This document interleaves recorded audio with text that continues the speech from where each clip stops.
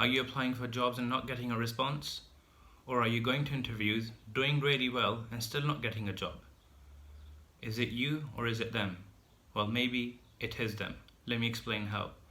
Sometimes a manager has already chosen who they want for the job, but the internal HR department insists that they follow a fair recruitment policy, which basically involves advertising a role, selecting the best candidates for interview, and then getting the right candidate, so that it's a fair process and the best candidate is chosen for the role, because that's what a company wants essentially. But if a manager has already chosen somebody who's their favorite, whether it's from inside the team or it could even be from outside, but if they're already decided who they want and they really want this person, they can't just get them in, they must advertise the role. Hence, you're applying for these jobs and either you're not getting a reply or you are getting interviews. You are wasting your time preparing for these interviews.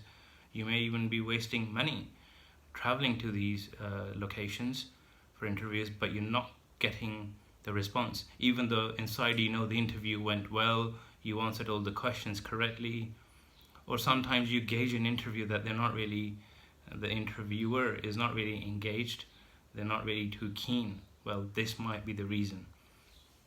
The other reason could be sometimes a company may want to employ somebody from overseas because they're cheaper than us, but they can't do it because the government guidelines insist that they should find people from inside the country first.